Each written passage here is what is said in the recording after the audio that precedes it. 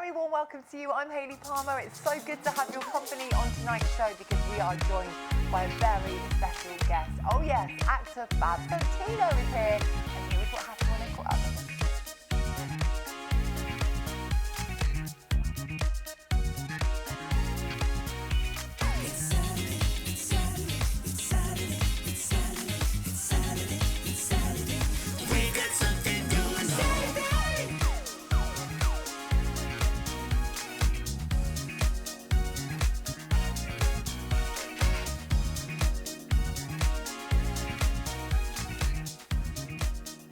Fab Santino, how are you doing? I'm good, thank you. Thank you for having me. You are so very welcome, because I was trying to think of the last time I interviewed you, and it was, how many years ago? 2015, no, 16, 2016. Yeah, so I remember you came on Love Sport Radio, which is no longer, but we had fun on there. Yeah, we had a great time. I used to do a show, and it was from 10 at night to about 1 in the morning. I mean, I wasn't there till 1 in the morning. I was only there. Yeah, literally. For an hour or so. But we just had so many amazing guests came in, and I remember just one week you came in, we had a great laugh. You had a great laugh, yeah, great time. Good times. And I know you have been so incredibly busy, haven't you? Quite busy, yeah. Yeah, very fortunate, actually. Yes, it's all going on, isn't it? It is. Do you want me to tell you a little bit about that one? We've got a lot to talk about, yeah. I mean, we last met in 2016, and we spoke about Hollyoaks, my time on the show, and you know, my time after the show. But since from then till now, I think there's been a lot of ups and downs. COVID, just life in general, mental health, and so on and so forth, and the lack of work and the lack of work, financial situations. But then things pick up. Yeah. You know, you don't completely lose the will. I am quite fortunate that I've got such strong determination, you know, like, when I put my mind to something, I'm going to do it, I'm going to make a film, I'm going to continue acting, I'm going to just keep learning, you know, hit some dialect lessons and just change things up. And then I thought, you know what, I think I'm going to try and produce. And now I'm here with this new film that's come out, Jitters. It's just been released on Apple, Sky On Demand, Hulu, Shudder. Wow. Go out there, go and watch it, go and review it, give me your feedback. And are you loving your role as a producer? Because I guess like you've always been the actor, and is it hard to kind of step back sometimes and go, actually I'm putting my director hat on, my producer hat on? Yeah, I mean, I would love to direct at some point in the future, but I think producing's different. Producing is trying to make it happen, right? Being a creative producer is going out there, trying to raise money, crowdfund, you know, bringing people in, approaching actors that you may want in the film and so on and so forth. And then obviously you've got your location scouting. There's so many things that people don't realise. Yeah, that sort of like, you know, it takes a lot to make a feature film. And then I teamed up with a very good friend of mine, Mark Zammit, who's a director, and we were like, let's try and make something clever, not too difficult, but also not too naff, should we say, you know, because there's a lot of like the zombie flicks that are naff, there's a lot of horror films that are quite naff, but this is a psychological horror. Right. I'd be scared, I think. No, it's not even scary. No? It's more, it's a little bit jumpy, but it kind of, you've got to use your head. Right. All these things are happening in the film, no reveals, no spoilers, but all these deaths are happening. There's all these different crime scenes, and Detective Collymore, who I play, Nick Collymore, who's an American, he's got to try and understand why people are dying. Right. And so therefore, but there's an element of AI in it, so you know, again, without revealing too much, you understand that it's not what you think it is, and the AI has taken over, and you know, and people are dying, but I can't tell you how they're dying, but they are dying. You've got to see it. You've got to see it. It's really good. It's a lot of fun, and you know, without again talking too much about how we made it. But what we achieved with the very little money that we had is pretty incredible. Well done you. I can imagine it takes so much hard work behind the scenes. Thank you. No, you were invited to the premiere, but Hayley didn't turn up, and it was at the BAFTA 195. And I know, I got confused. I'm so sorry. That's all right. I am going to watch it. I'm only joking. Confirm. I won't hold it against you. It's fine. Okay, that's good. Now, Fab, what is your first song choice? I think it's got to be Sailing by Christopher Cross. Classic. Love that tune. It's a banger. It really is. We will see you on the other side of this.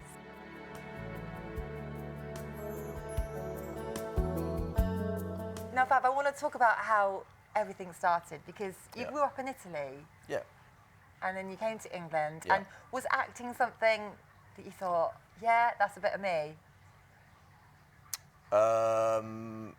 I didn't really want to become an actor as a child. I wanted to get into sports. Football was my main thing. I fell into acting. I was involved in a youth group just because I was a little bit naughty at the time when I was a young lad. And by attending this youth group, I met my mentor, who became my mentor for years. You know, Bill. He became my mentor from the age of like 20 till now, really. But sadly, he's got dementia now, and he forgets the odd thing from time to time, which breaks my heart. But yeah, it's tough. but yeah, he was a great influence on me and a father figure. But just to go back on your question, yeah, from 0 to 6, or from 0 to 5, I was born and raised in Italy from that time, and then we immigrated to London at the age of 6, and I had to learn a new language. Wow. I became a Cockney immediately. With a name like Fab Santino as well. Well, yeah, that was tough. That was tough because fitting in was very difficult for me, and being accepted by all the local boys was very difficult for me. And it's a good thing I know how to play football, because I made friends. It's got skills. Straight away, yeah, I made friends. I had a huge personality, but they gave me a nickname from a young age. My nickname was Sunny Boy. Oh. Because my surname's Santino. So Sunny comes from that, and and it was great, and but I wanted to be called like Tommy or Paul. Oh right, you weren't happy with that. Or Sam, or like Alex. Sunny Boy, it was a bit. Yeah, but Sunny Boy was one of my dear friends, Joe, who's sadly not with us anymore. Oh no. His father was a huge fan of The Godfather, the film, and Santino, the character, his nickname was Sunny. Oh, okay. And so therefore, yes. He was like, here he is, Sunny Boy's here, come here in, Sunny Boy. Oi. And that was it. I adopted the name. But getting into acting, I mean, I'm fascinated by it, because I used to have a theatre school for kids, and so many of them wanted to be actors. And like, I mean, I always used to say, it's the hard work. Yeah. And it's the mental aspect as well, isn't it? It's almost like you are an athlete, like you were saying earlier. You're so determined, you're so strong. And I do believe that people that do get to a certain level, it's here as well as the skill. Would you say that? It's very tough to become an actor. It's very damaging as well. You've got to be strong. It's certainly not for the weak. When I started training, to keep this short, I knew that if I tapped in to what acting was all about, I could make a career out of it. Yeah, you knew it. Yeah, having such little education, I thought, right, I've really got to learn how to learn again. But I think because I had quite a confidence as a young child and I had such a big personality, I was halfway there. I just had to then learn the skills. You went over to America, didn't you? I did. Yeah, I was there for 3 years. Yeah. Wow. Yeah, I lived in New York for 3 years. God, that must have been an experience. It was, and luckily for me, because my parents both were raised in Manhattan, in New York, I've got So family. they have an American accent? They do have an American accent. That's why you're good at an American accent. Well, it makes sense. It's not that bad. Oh, wow. Just keep talking like that. It's okay, yeah. Mum has quite, Mum had a very broad Brooklyn, New Yorkie accent. Dad's now is a bit diluted. But yeah, my mum, she, when she was very angry with me, it would really come out. It would really be like, what do you mean? Get out of here. She was like, yeah. Fabrizio. And so it was very like, I'd be like, shut up, mum. The Cockney would come out. But no, I went straight to New York when I felt that when we lost my mate Joe, I was in and out of acting. I wasn't really taking it very seriously because I was kind of training, then I wasn't, then I was workshopping, then I wasn't, and then we lost Joe, and I thought, you know what? Joe always said to me, "You're going to be someone, Fab. You're going to be. This is for you. Like the streets ain't for you." Even though we were very involved in the streets and what had happened. You could see it in you. Yeah, there was a lot of criminal. There was a lot of criminality where I was raised, where I was from. But especially back in them days, everyone was like skin. We were all sort of like trying to earn a tenner here and there. And I remember he said to me, "The streets ain't for you, Fab. You're going to go and be someone."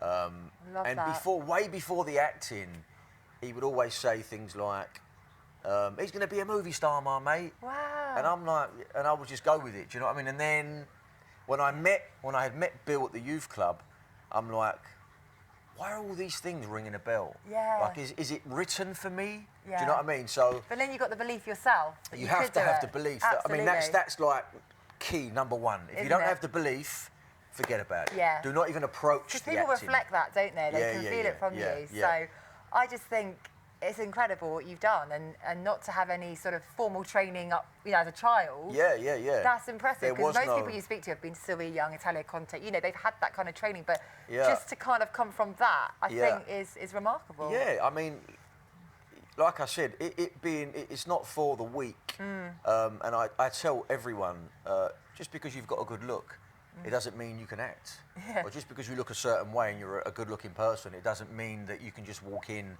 and become a great actor. No, acting so much more to it. Yeah. is within. It's from experience, from trauma, from raw trauma that I went through. So much of it from. We haven't touched on it, but it does. I'm happy to talk about it. When I was a child, I was in care. I was fostered. I was in 2 different care homes. God. Immigrating to London. Losing my dad, losing my mum.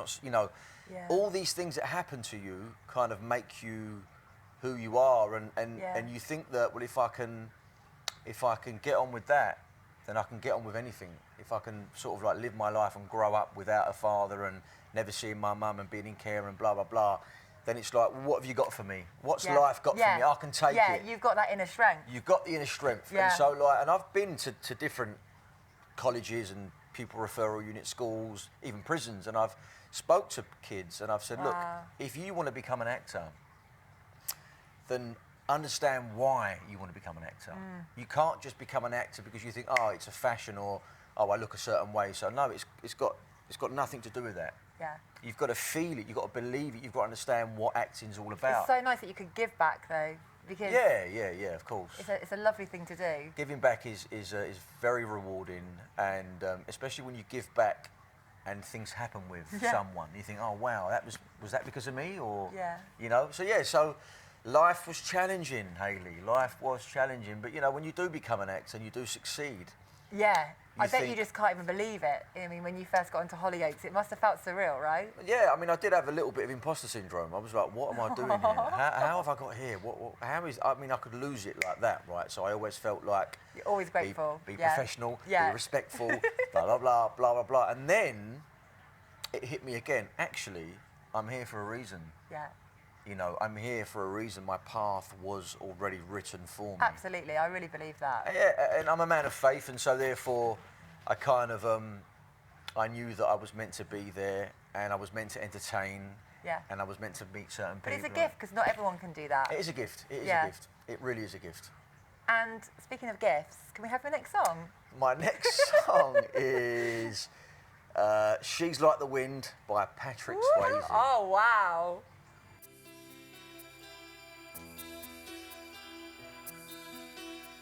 Fab, we have some Fab Santino facts about you. Oh, right, okay. That myself, ChatGPT and Safari have come up with. Right. It might be wrong, but let's go for it. I don't really trust ChatGPT, but No, I know. I was up till 2 in the morning. Come on, let's have it. Yeah, all right, go on. Okay, just play along. I'll play along. Pretend. I promise. Okay. Your character was actually invented for you in Hollyoaks. Is that true? That is true. Yes. Yeah, Ziggy was created by myself, the producer Brian Kirkwood, and the writing team.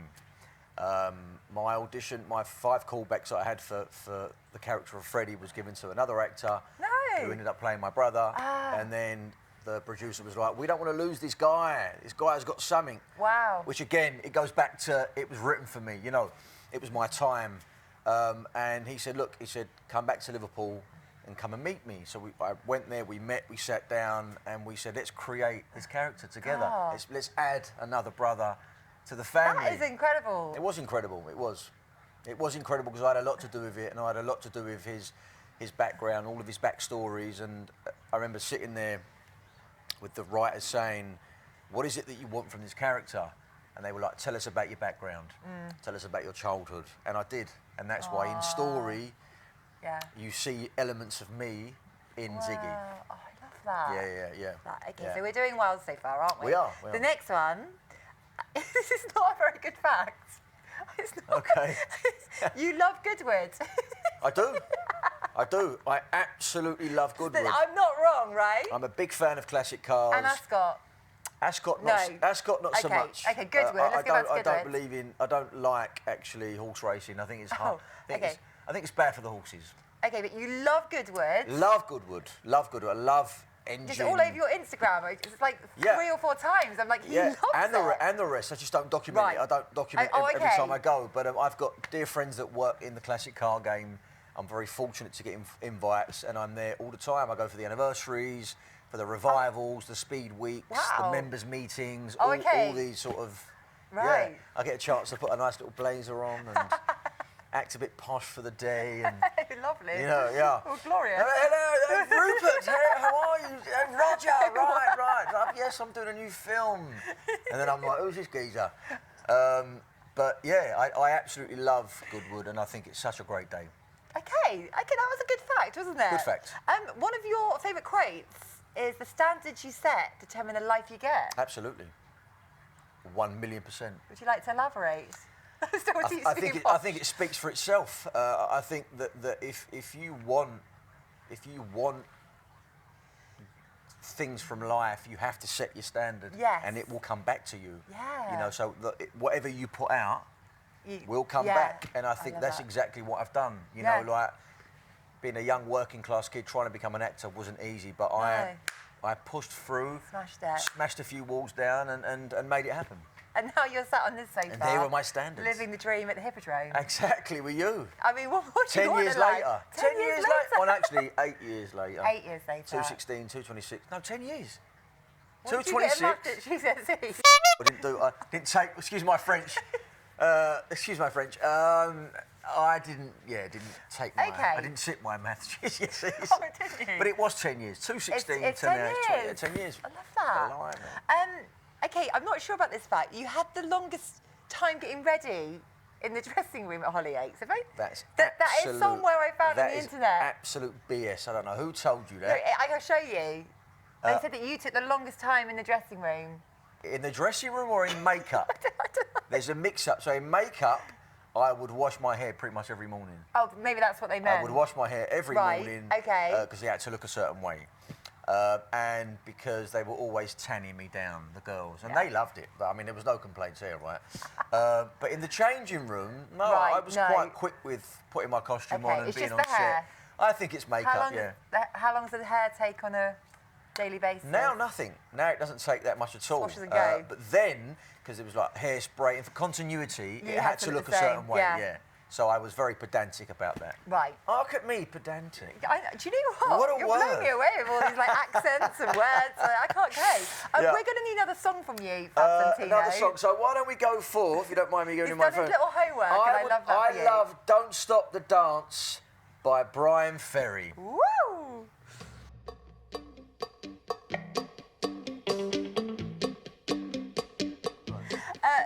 Fab, I want to talk about Jitters. Yes. Because, sorry, I feel like you've taken over the presenter. No, I now. haven't. I'll step back from that position. Go on. Tell us more. Tell us more about the American accent, because that's something you could obviously just roll off easily, can't you? No, it takes a bit of work. I mean, you know, you've got to stay in character, and I made a decision that when I was on set that I wouldn't come out of character.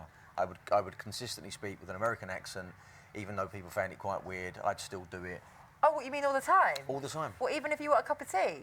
Yeah. Wow. On set. Oh, all right. Just to confirm. Lots of actors do it, and I think it's because if you come out, then you can't get back in again. Yeah, it's hard. It's hard because then you're sort of like, you know, you've got to try and roll your R's and put your tongue in certain places in your mouth, and you know.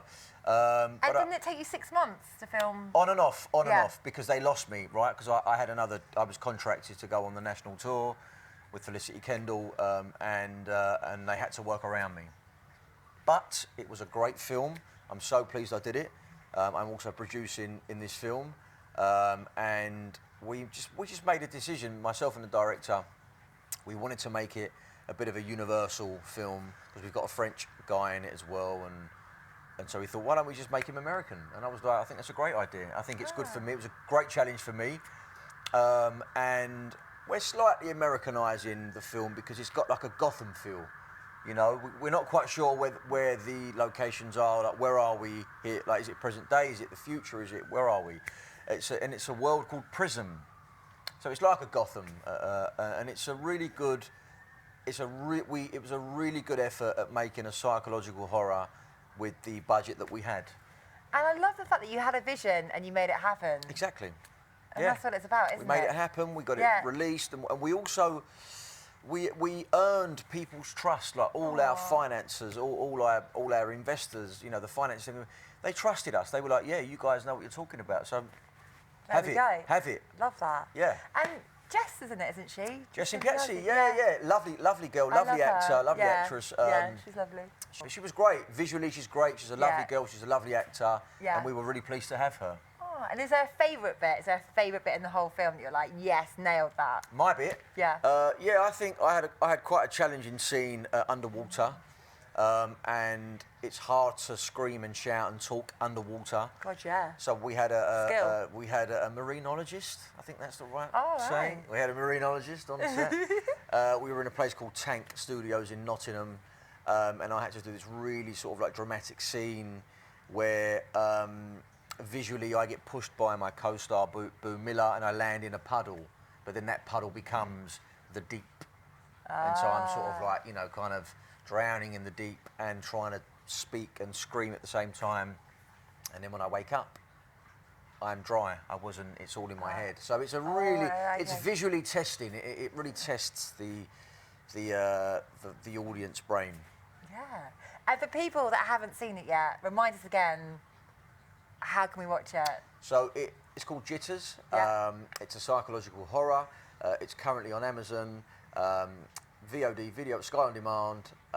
It's on Apple TV and various different platforms. I think Hulu, Shudder, and various different platforms. So it's everywhere. There's no excuse. Yeah, go and give it a watch. I hope you like it. And if there's any feedback, your feedback is welcome.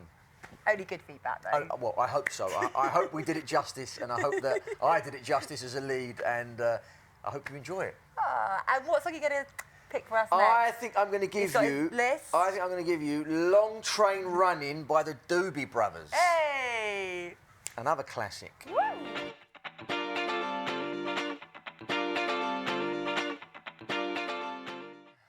Okay. Fab, we've got some questions from some of our lovely viewers. Sure. So Sarah said, what is the best piece of advice you've ever been given?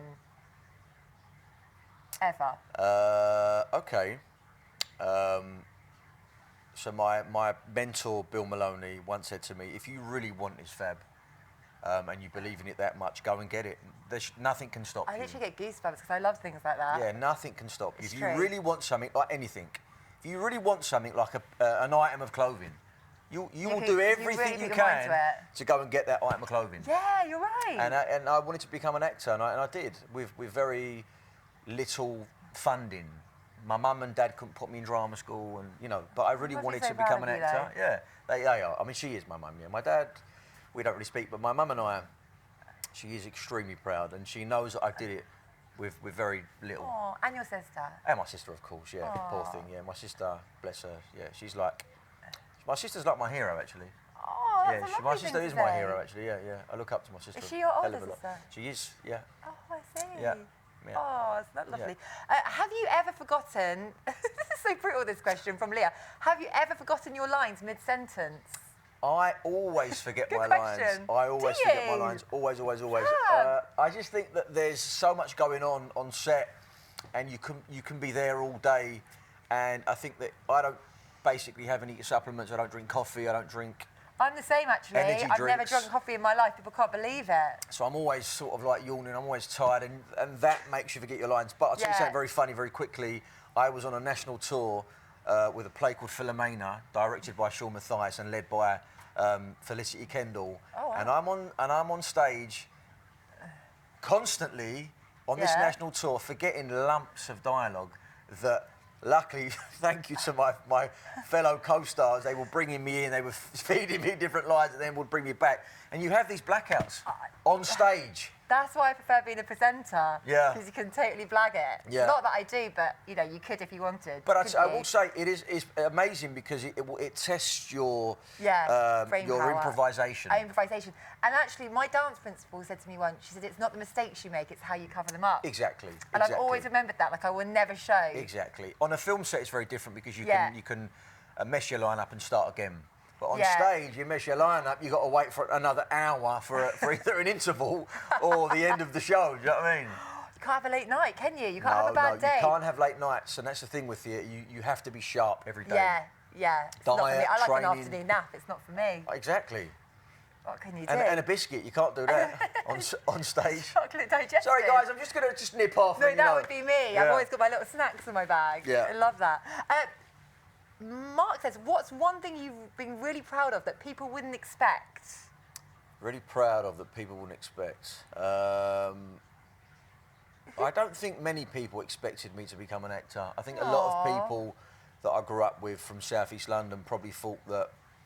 I don't know what they thought, actually. I've never asked them, but I think that becoming as successful as me, and I'm not that successful, I've just had success in my life. And Sorry, Hollyoaks and EastEnders, tick, tick, and lie. I mean, I was also in Captain America many years ago, the first Avenger. But again, even that, you know, I think that a lot of people wouldn't have expected me to get into acting. Even though I had a big personality and I was always a bit dramatic as a youngster. But yeah, so I think that would says Hayley. I think that would answer that question. Yeah. Yeah. Okay, says Hayley. Yeah, no, you're not dramatic at all, Hayley. No. Not at all. Not at all. No. I'm a Leo. I'm a Sagittarius. Oh, fire sign. We're both dramatic. Fire. Right. More dramatic than me. What's your next song?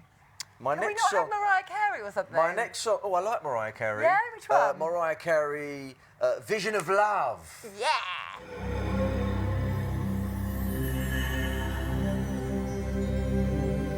I could talk to you and everyone at home all day, but we're going to need one last song request. Okay. What is it going to be? Do not let us down. I think one of my favourite tunes is This Love by White Snake. It's an 80s ballad. I think my producer Simon's going to love this. Yeah, it's a great tune. Right, really. okay.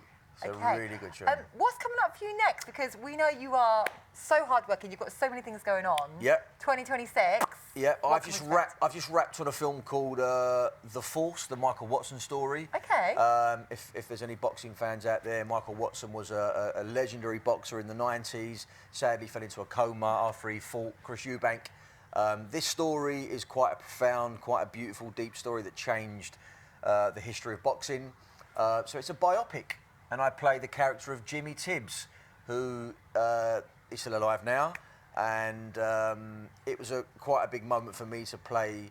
I think it's a big moment for any actor to play a real-life character in real life. Yeah, of course, yeah. And then my next project, which I'm producing, not acting, it's called The Last Resort. God. Another feature-length film. Is this the Mauritius one? Yeah, this is a story of a bit of a similar tone, Castaway, plane crashes, and you know, a lot goes down on this island, which I can't really talk about right now. But yeah, okay. but there's lots of other little things that I'm attached to for the near future. So we'll just see how they unravel and unfold, and yeah, hopefully in a year's time, I can come back and tell you all about that. Do you know what? You're so welcome. Thank you. Because we left it 10 years for this info update. Yeah. We're not going to leave it another 10 years. No, we're not going to leave it another 10 years. No. Fab, can I just say, first of all, it's so interesting to hear your story, and a lot of people might not know a lot of the things that you said. You know, you just see the glamour, don't you? You see like Hollyoaks, EastEnders, or the films, you know, and you don't see what goes on. So I think it's so important to talk and inspire other people. So thank you so much for sharing everything. Thank you for having me. And keep being amazing. We are absolutely rooting for you. 2026 is your year. I got a feeling. I said that to you, didn't I? You did. I did say that. No, you actually did. I did. Yeah. Yeah. I feel it. Good. There's a lot of things are shifting my way. Yes. Yeah. Love that. So, please, God. Give it up for the amazing, the talented Fab Santino. Huge thank you. you. Fab Santino, what an amazing guest on tonight's show.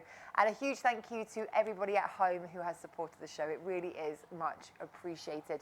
Now, I will see you same time, same place next week. I'm Hayley Palmer. Stay safe, and I'll see you then.